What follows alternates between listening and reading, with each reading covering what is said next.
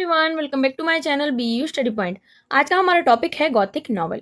आज हम Gothic novel को समझेंगे, उसके एलिमेंट्स को जानेंगे और उसमें जो क्या इंपॉर्टेंस होती है उसको भी आज हम देखने वाले हैं। तो चलिए स्टार्ट करते हैं। So the term Gothic come from the word Goth use for a Germanic tribe. तो देखिए, जो शब्द या फिर जो टर्म गॉथिक है, इसे गोथ शब्द से लिया गया है, जिसे एक जर्मेनिक ट्राइबल कम्युनिटी के लिए यूज किया जाता था। मतलब ये जो शब्द है ना, ये जो शब्द है गोथ्स या फिर गॉथिक, ये जर्मेनिक ट्राइबल कम्युनिटी को सिग्निफाई करता है या फिर दर्शाता है। The Gothic novel is a fiction which has supernatural elements. देखिए, जो गॉथिक नॉवल है एक ऐसी टाइप की फिक्शन है जिसमें सुपरनेचुरल एलिमेंट मतलब अलौकिक तत्व कह सकते हैं कि ऐसी चीजें जो साइंस या फिर साइंटिफिक अंडरस्टैंडिंग से बियॉन्ड होती हैं वो इन्वॉल्व होती हैं, जैसे कि ghost, haunted house, dark and dull atmosphere, mystery and fear. मतलब कि आप समझ सकते हैं कि ऐसा एटमॉस्फेयर जहाँ पर आपको ऐसी फीलिंग आएगी कि कुछ बहुत सारी मिस्ट्रीज हैं जिन्हें ओपन होना है, और आपको ऐसा लगेगा कि जो है आपके दिमाग में फियर की भावना को जो है इवोक किया जा रहा है। ऐसा आपको फील लगेगा जब आप इन नॉवेल्स को पढ़ते हैं।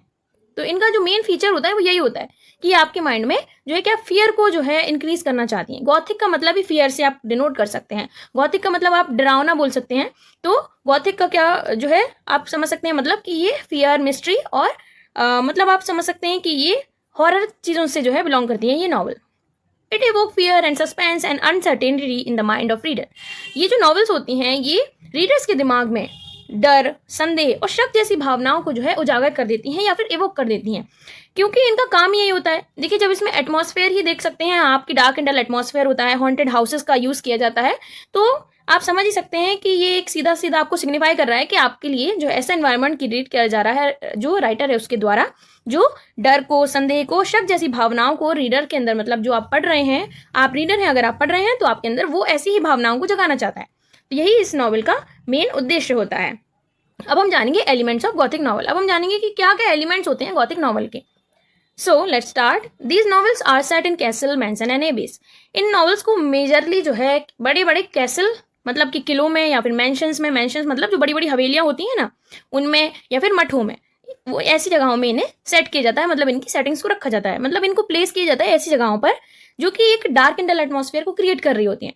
मतलब ऐसा देखिए, आप समझ सकते हैं ना, अगर बहुत बड़ा घर है तो अगर आप समझ सकते हैं कि जो बिग फैमिलीज होती हैं, जहाँ अगर हम हैरी पॉटर जैसी मूवीज देखते हैं उनमें बहुत बड़े बड़े मैंशंस होते हैं जहाँ पे हमें दिखाया जाता है कि कैसे जो है चीज़ें को थोड़ा सा सीरियस और ग्लूमी क्रिएट किया जाता है। जैसे आप किसी हॉरर फिल्म को देखें तो उसमें भी बड़े बड़े पुरानी हवेलियां या फिर मैंशंस कह लीजिए उसे दिखाया जाता है जहाँ पर जाला लगा हुआ है, कहीं बंद पड़े हुए हैं गेट। तो इन चीज़ों को जो है गॉथिक नॉवल की जो है मेन एलिमेंट्स में ऐड किया जाता है, क्योंकि ये चीज़ें जो क्या है हॉरर की जो फीलिंग है उसको रीडर के माइंड में इवोक करती हैं।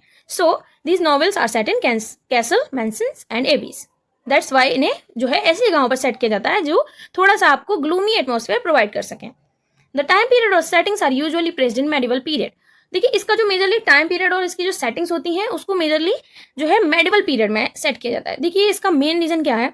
मेडिवल पीरियड एक ऐसा टाइम है जब ऐसे बड़े बड़े कैसल्स, मैंशंस और एबीज बनते थे। आजकल की लाइफ ऐसी हो गई कि लोग क्लस्टर्स में रहते हैं, छोटे छोटे घर होते हैं सबके, वो सब आसपास रहते हैं। But on that time people use to live in big area surrounded by only grass and everything, और we can say surrounded by the forest, हम कह सकते हैं ना ऐसा, क्योंकि जो कैसल है वो भी ऐसी जगह बना होगा ना जहाँ पर बहुत सारा एरिया खाली पड़ा हो, या फिर जो कैसल है वो अंदर से ही इतना बड़ा होता है कि उसमें ऐसी चीज़ों को सेट कर पाना आसान होता है जो कि एटमॉस्फेयर को थोड़ा सा मिस्टीरियस बना सकें, ग्लूमी बना सकें, थोड़ा डरावना बना सकें। और देखिए, इन नॉवेल्स का मेन जो है फोकस या इनका मेन उद्देश्य कह लीजिए यही होता है कि एटमॉस्फेयर को थोड़ा सा हॉरर बनाना चाहती हैं, थोड़ा सा डल बनाना चाहती हैं। तो इसीलिए इन्हें मेडिवल पीरियड में सेट किया जाता है usually. Falls, demons, witches, ghost and other kind of evil spirit. तो देखिए, जैसा कि नॉवेल्स में मेन फीचर ही हॉरर होता है, तो इसमें इविल स्पिरिट का भी काफ़ी इंपॉर्टेंट रोल होता है। जैसे कि डेमोन्स, विचेस, गोस्ट और other kind of evil spirit का यूज़ किया जाता है ऑथर के द्वारा, ताकि वो एक हॉरर और फियरफुल एनवायरनमेंट को क्रिएट कर सके। It also contain interference of super natural element. देखिए, हम इसकी बात पहले भी कर चुके हैं कि इसमें सुपर नेचुरल एलिमेंट्स जो हैं वो इन्वॉल्व होते हैं। उनका इंटरफेरेंस इन गॉथिक नॉवल में, इन नॉवेल्स में, मतलब कि गॉथिक नॉवल में होता ही है।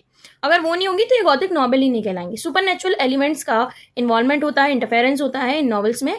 और एटमॉस्फेयर कैसा होता है, मिस्टीरियस होता है, मिस्ट्री और सस्पेंस से भरा हुआ एनवायरनमेंट होता है कि उसमें आपको पता नहीं होता है कि कब क्या कैसी चीज़ जो है आपके सामने जाएगी। और जितना जो उस कहानी में दिखाया जाता है ऑथर के द्वारा, उसका मेन जो है उद्देश्य ही यही होता है कि वो उस एटमॉस्फेयर को मिस्टीरियस या फिर सस्पिशियस दिखाना चाहता है। क्योंकि अगर आप सोचिए, अगर गॉथिक नॉवल है तो अगर वो मिस्टीरियस और सस्पिशियस नहीं होगी तो उसके जो रीडर्स हैं वो उसे क्यों ही चुनेंगे कि वो एक गॉथिक नॉवल पढ़ रहे हैं, तो उनको ये एलिमेंट्स उसके अंदर चाहिए ही होते हैं। So it contains interference of super natural element, जैसे कि मैंने आपको बताया कि जो चीज़ें साइंस और साइंटिफिक जो है आइडियोलॉजी से बियॉन्ड होती हैं उन्हें सुपर नेचुरल एलिमेंट्स कहा जाता है। और इसमें कैसा एटमॉस्फेयर होता है, मिस्ट्री और सस्पेंस भरा एटमॉस्फेयर दिखाया जाता है। फिर है हॉरेंस वर्लपूल ने फर्स्ट गॉथिक नॉवल को लिखा था जिसका नाम है the castle of Otranto. Castle of Otranto को हॉरेंस वर्लपूल ने लिखा था, 1764 में से लिखा गया था हॉरेंस वर्लपूल द्वारा। तो ये आपके लिए एक इंपॉर्टेंट पॉइंट है। अब कभी कभार वन लाइनर में पूछ लेता है कि फर्स्ट गॉथिक नॉवल किसने लिखा था, तो आप इसको जरूर मेंशन कर सकते हैं। और हाँ, टू लाइनर फॉर्म में भी क्वेश्चन आते हैं कि आपको कभी कभार ऐसा भी होता है कि टू लाइनर नहीं, आपको ऐसे 30 वर्ड दे दी जाती है, वर्ड लिमिट दे दी जाती है कि 30 से 40 वर्ड्स में आपको आंसर देना है, तो आपको इसी तरीके से लिखना है। कोई आपको बहुत ज़्यादा लिखने की ज़रूरत नहीं है, बिकॉज इतना ज़्यादा इनसे पूछा नहीं जाता है। और ज़्यादा लिखेंगे आप तो लगेगा, टीचर को लगेगा कि आप उन्हें घुमा रहे हैं। तो क्लियर आंसर दीजिए। अगर शॉर्ट आंसर पूछे जा रहे हैं तो उसमें आपको क्लियर आंसर ही देने हैं। Then element of gothic novel can be found in modern fiction and horror films. तो आजकल की जो फिक्शंस हैं, हॉरर मूवीज हैं, उनमें भी जो है गॉथिक नॉवल के जो तत्व होते हैं, जो एलिमेंट होते हैं, वो देखने के लिए हमें मिलते हैं। अब हम इसकी कुछ अदर एग्जाम्पल्स जान लेते हैं।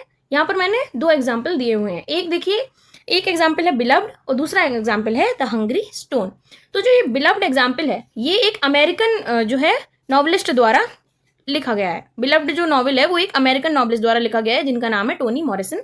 और ये जो दूसरा आपको दिख रहा है नॉवल द हंग्री स्टोन, ये लिखा गया है रविन्द्रनाथ टैगोर द्वारा, जो कोई इंडियन नॉवलिस्ट है। मैंने एक इंडियन इसलिए दिया है क्योंकि आपको पता होना चाहिए कि आपके जो भारत के जो राइटर्स हैं उन्होंने भी क्या कॉन्ट्रीब्यूशन दिया है इंग्लिश राइटिंग्स में। तो इसलिए मैंने आपको एक इंग्लिश एग्जाम्पल दे दिया है और एक इंडियन एग्जाम्पल। तो चलिए, ये वीडियो यहीं तक थी। आपको कैसी लगी वीडियो? अगर आपने वीडियो को अभी तक लाइक नहीं किया है तो please make sure to like. और अगर आप अभी तक वीडियो देख रहे हैं तो थैंक यू सो मच। और आपको कैसा लगा ये एक्सप्लेनेशन, और आपको चीज़ें समझ आती हैं या नहीं आती हैं, आप मुझे कमेंट सेक्शन में बता सकते हैं। देखिए, मैंने आपको बहुत ज़्यादा बड़ा कुछ एक्सप्लेनेशन दिया नहीं है, बेसिक चीज़ें बताई हैं और सारी ही इंपॉर्टेंट चीज़ें हैं। इससे बाहर का आपको इसमें जानने की ज़रूरत भी नहीं है, बिकॉज आपको बेसिक पता होना चाहिए और फिर उसका स्टैंडर्ड फॉर्म बनाना आपको आना चाहिए। अगर आपका बेस क्लियर है तो आपको कोई भी चीज़ लिखने में कोई भी परेशानी नहीं आएगी। और जैसा कि मैंने आपको बताया कि अगर आप इसे बीए के पर्सपेक्टिव से देख रहे हैं तो बहुत ज़्यादा लॉन्ग क्वेश्चन इससे आते नहीं हैं, और जो आते हैं वो आप अटेम्प्ट करते नहीं। आई नो कि सभी लोग क्या करते हैं कि जो स्टोरीज से या फिर जो फिक्शन से या फिर नॉवल से क्वेश्चन आते हैं उनको ज़्यादा प्रेफरेंस देते हैं, बिकॉज उनमें आपके पास राइटिंग कंटेंट ज़्यादा होता है। इसमें आपके पास राइटिंग कंटेंट भी नहीं होगा ज़्यादा, that's why you could choose them in the short answers. So चलिए, मिलते हैं नेक्स्ट वीडियो में। अगर आपको वीडियो पसंद आई है तो प्लीज़ लाइक शेयर सब्सक्राइब जरूर कीजिएगा हमारे चैनल BU स्टडी पॉइंट को। और अगर आपको कोई क्वारी है तो आप मुझे कमेंट सेक्शन में बता सकते हैं। चलिए, मिलते हैं नेक्स्ट वीडियो में। Thank you for watching.